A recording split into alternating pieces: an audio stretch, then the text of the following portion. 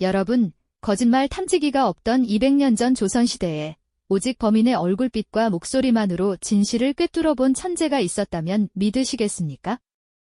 현대 범죄 수사에서 FBI나 CSI가 사용하는 최첨단 프로파일링 기법들, 예를 들어 미세 표정 분석이나 음성 분석 같은 기술들이 이미 조선 후기 정약용의 머릿속에 완성되어 있었다면 말이죠.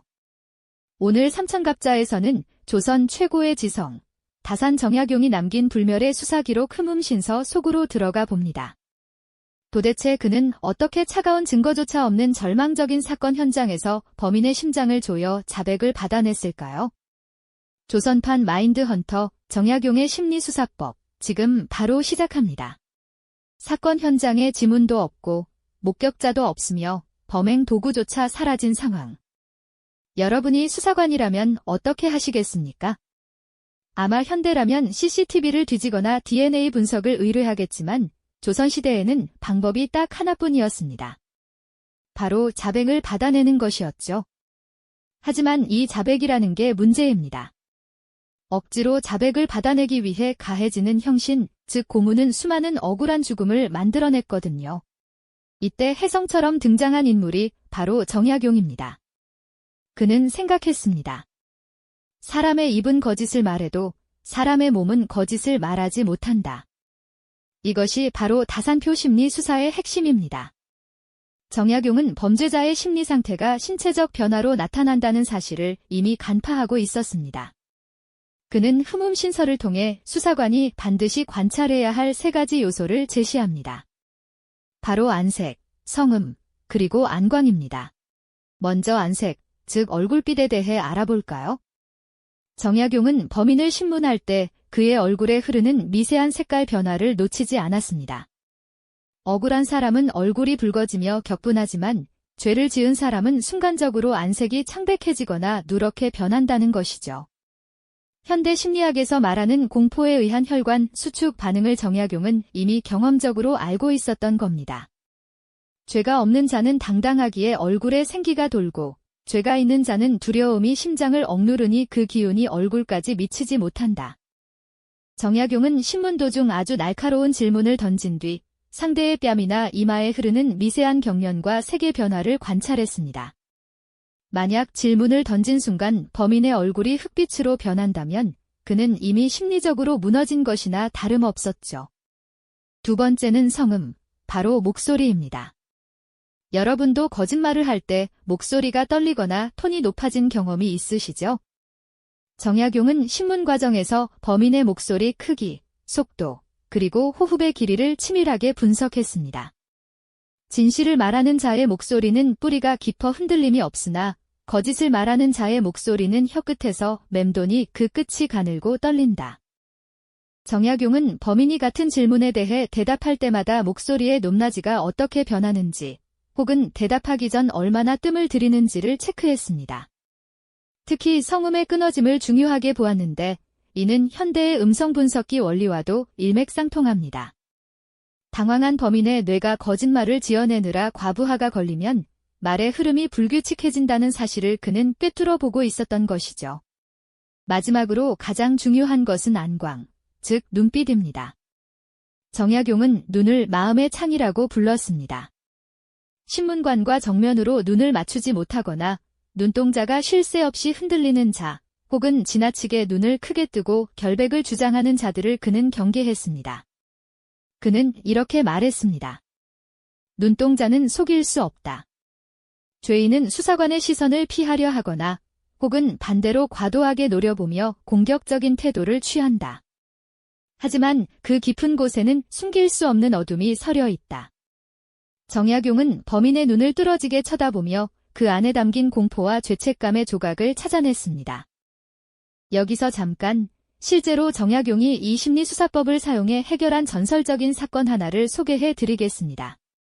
때는 정약용이 암행어사로 활동하던 시절, 한 마을에서 원인 모를 화재로 노부부가 사망하는 사건이 발생했습니다. 현장은 잿더미가 되어 증거라고는 찾아볼 수 없었죠. 마을 사람들은 모두 단순한 실화라고 생각했습니다. 하지만 현장을 둘러본 정약용의 생각은 달랐습니다. 그는 노부부의 재산을 노린 주변 인물들을 한자리에 모았습니다. 그리고는 시신이 안치된 방 앞에서 아주 기묘한 연극을 시작합니다. 이 시신은 억울하게 죽었기에 범인이 가까이 오면 피눈물을 흘릴 것이다. 물론 과학적으로는 불가능한 일이었지만 이는 정약용이 던진 심리적 미끼였습니다.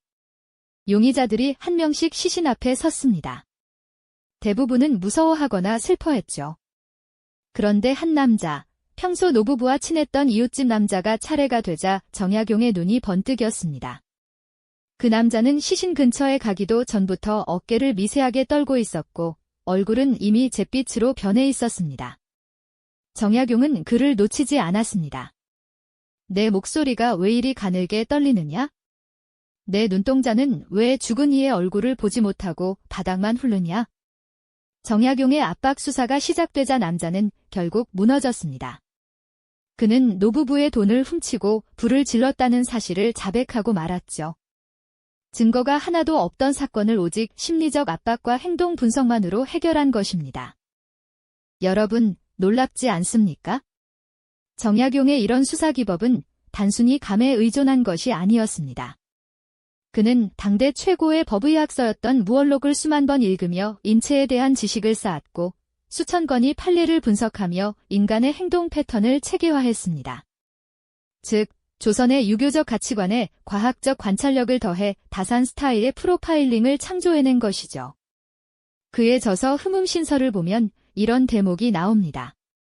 사람을 신문할 때는 먼저 덕으로 대하고 그 후에 이치로 따지며 마지막에 심리를 파고들어라. 정약용은 무작정 범인을 압박하는 것이 아니라 먼저 그가 마음을 놓게 만든 뒤 아주 사소한 균열을 찾아내 폭풍처럼 몰아쳤습니다. 현대 FBI 수사관들이 용의자와 친밀감을 형성하는 라포 형성 기법과 매우 흡사하죠. 정약용은 범인이 기수사관은 내 모든 것을 알고 있구나 라는 착각에 빠지게 만들었습니다. 일단 그 착각이 시작되면 범인은 스스로 무너져 진실을 쏟아내게 됩니다. 그렇다면 정약용은 왜 이렇게 심리수사에 집착했을까요? 거기에는 그의 깊은 대민 정신이 담겨 있습니다. 당시 조선의 수사 현장은 끔찍했습니다. 범인을 잡겠다는 일념하에 무고한 사람을 고문해 거짓 자백을 받아내는 일이 비일비재했죠. 정약용은 그런 억울한 죽음을 단 한 명이라도 줄이고 싶어 했습니다. 한 사람의 목숨은 온 세상보다 무겁다. 수사관이 게으르거나 무지하여 죄 없는 자를 죄인으로 만든다면 그것은 살인보다 더한 죄악이다. 그의 이 철학이 차가운 법전 속에 따뜻한 심리학을 불어넣은 것입니다. 그는 수사관들에게 끊임없이 강조했습니다. 범인의 말만 듣지 말고 그의 몸짓을 보라. 그의 눈물을 믿지 말고 그의 눈빛을 보라. 흥미로운 사실은 정약용이 이런 심리 분석을 용의자에게만 사용한 게 아니라는 점입니다. 그는 현장을 조사하는 관리들, 심지어 보고를 올리는 포졸들의 태도까지 관찰했습니다. 만약 보고를 하는 관리가 지나치게 당황하거나 말을 더듬는다면 그는 그 관리가 사건을 조작했거나 뇌물을 받았을 가능성을 의심했습니다. 수사관의 눈으로 수사팀까지 감시한 셈이죠. 오늘날 우리는 거짓말 탐지기, fMRI 뇌 영상 촬영, 목소리 주파수 분석기 등 수많은 장비를 가지고 있습니다. 하지만 기계가 아무리 발전해도 결국 최종적인 판단은 인간의 몫입니다. 정약용은 장비 하나 없이 오직 인간에 대한 깊은 이해와 통찰력만으로 그 모든 기계의 역할을 대신했습니다. 그의 수사기법은 현대에 와서도 큰 의미를 가집니다. 요즘 유튜브나 뉴스에서 흔히 볼 수 있는 범죄 심리 분석가들의 말과 정약용의 흠음신설을 비교해보면 그 원리가 놀라울 정도로 일치한다는 것을 알 수 있습니다. 시대를 앞서간 천재라는 수식어가 전혀 아깝지 않은 대목이죠. 여러분, 만약 정약용이 현대에 태어났다면 어땠을까요? 아마 대한민국 최고의 프로파일러가 되어 세상을 떠들썩하게 만든 미제 사건들을 하나하나 해결하고 있지 않았을까요?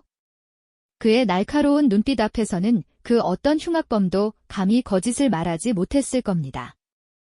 장면을 한번 상상해 보세요. 어두운 취조실, 한 남자가 앉아 있습니다.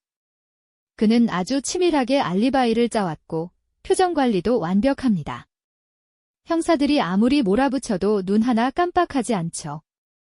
그때 도포를 입은 정약용이 문을 열고 들어옵니다. 그는 아무 말 없이 남자의 맞은편에 앉아 그의 눈을 가만히 응시합니다. 그리고 단 한마디를 던집니다. 그날 밤 비가 오기 시작했을 때 내 손끝이 떨렸던 이유를 알고 있다. 단지 그 한마디에 완벽했던 범인의 표정이 무너져 내립니다. 정약용은 범인의 뇌가 아니라 그의 영혼을 들여다보고 있었던 것이니까요. 정약용의 심리수사법이 우리에게 주는 진짜 교훈은 무엇일까요? 그것은 단순히 범인을 잡는 기술이 아닙니다. 타인의 마음을 깊이 읽으려는 노력, 그리고 그 마음 속에 숨겨진 고통과 진실을 마주하려는 진정성입니다. 그는 범죄자를 그저 처벌의 대상으로 본 것이 아니라 왜 그런 일을 저질렀는지, 그 이면에 숨겨진 인간의 본성이 무엇인지를 끝까지 탐구했습니다. 흠흠신서는 차가운 형법서가 아니라 인간에 대한 뜨거운 탐구 보고서입니다. 정약용은 법을 집행하는 자들이 가져야 할 가장 큰 덕목으로 신중함을 꼽았습니다. 누군가의 인생을 결정짓는 일인 만큼 보고 듣는 모든 것에 의심을 품되 인간에 대한 예의는 잃지 말라는 것이죠. 오늘 삼천갑자가 준비한 정약용의 심리 수사 이야기, 여러분은 어떻게 들으셨나요? 200년 전의 지혜가 현대의 과학보다 더 날카롭게 느껴지지는 않으셨나요? 우리도 일상에서 누군가의 진심을 알고 싶을 때 정약용이 말한 안색, 성음, 안광을 떠올려보는 건 어떨까요? 물론 범인을 잡기 위해서가 아니라 소중한 사람의 숨겨진 슬픔이나 진심을 읽어주기 위해서 말이죠. 역사는 박물관에 갇힌 유물이 아니라 오늘을 살아가는 우리에게 끊임없이 질문을 던지는 스승입니다. 정약용이 흠흠신서를 통해 던진 질문, 그대는 진정으로 진실을 마주할 준비가 되었는가? 이 질문에 대한 답은 이제 우리의 몫으로 남았습니다. 영상이 유익하고 흥미로우셨다면 구독과 좋아요를 눌러주세요. 여러분의 응원이 삼천갑자가 더 깊고 놀라운 역사의 진실을 파헤치는 동력이 됩니다. 다음 시간에는 더 소름 돋는 조선의 미스터리와 천재들의 이야기로 돌아오겠습니다. 마지막으로 정약용이 수사관들에게 남긴 명언 하나를 더 전해드리고 싶네요. 천하의 일 중에서 가장 살피기 어려운 것이 사람의 마음이다. 하지만 가장 살펴야 할 것 또한 사람의 마음이다. 여러분의 마음속에는 오늘 어떤 안색과 어떤 성음이 머물고 있나요? 여러분의 하루가 진실하고 평온하기를 삼천갑자가 응원하겠습니다. 정말로 안녕히 계십시오.